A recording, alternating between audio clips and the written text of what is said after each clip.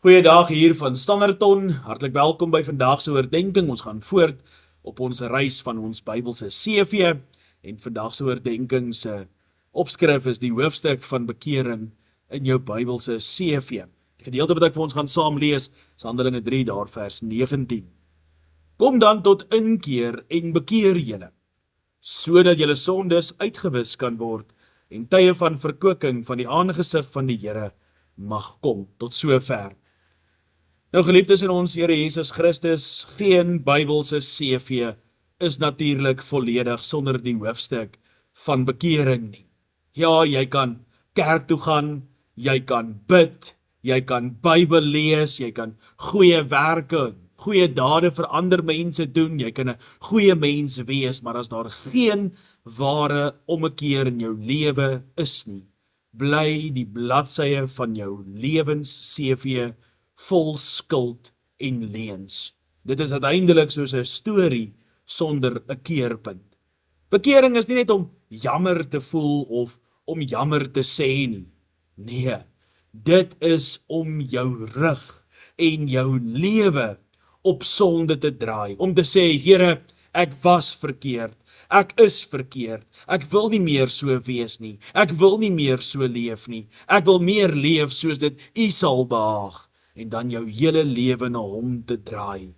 Dit is die oomblik waarin God die ou skryfwerk van jou CV uitvee en nuwe bladsye gee, wit soos sneeu, vol verkwikking en vrede. Stel jou net vir 'n oomblik voor, hoe bevrydend dit sal wees om daardie swaar las van die sonde af te skud. Dink saam net vir 'n oomblik hoe swaar dit voel om vas te sit. Ja, vas te sit in daardie ou woede en wrok, in bitterheid teenoor mense, in heimlike sondes wat niemand sien nie, maar jy van weet, in selfsug, ja, wat ons verhoudings skade doen en selfs ook breek.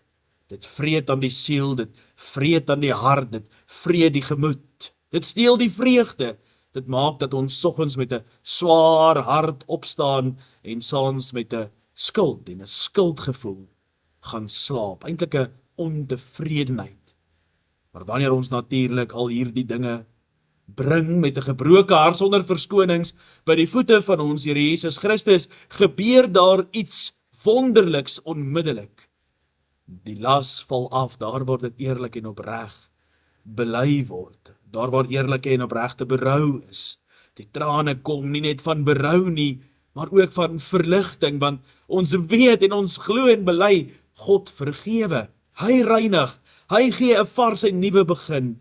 Ja, dink dit aan die verhaal van die verlore seun, hoe die vader hom omhels sonder verwyte. Wonderlik.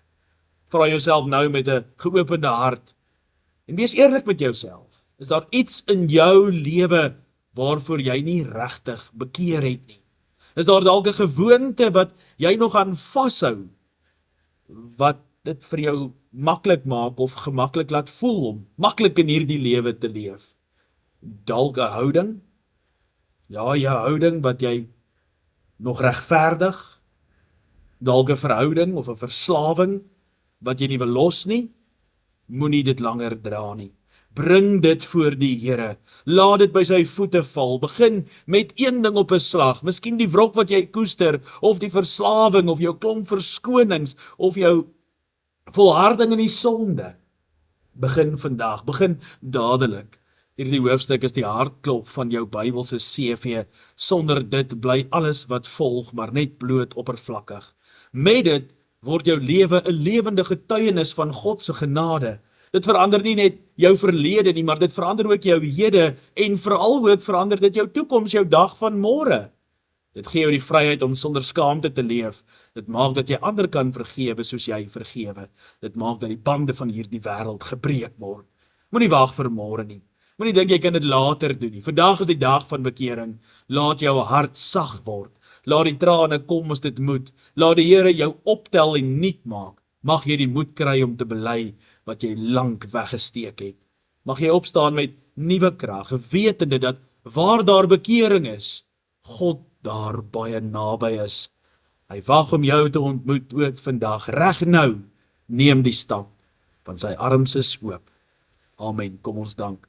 O Here onse God, ons bid vir die inwerking van die Heilige Gees, wat ons harte van klip sal verander na harte van vlees, en laat ons Gees in ons binneste werk, en laat die Gees ons lei, en help ons, Here, om ons ook te bekeer, want dit is die belangrike hoofstuk ook in ons Bybelse CV, om ons foute raak te sien, by die voete van Jesus te bring, en uiteindelik ook daarna, ja, te lewe soos dit U behaag, en Jesus, dan bid ons dit deur die werking van die Gees. Amen.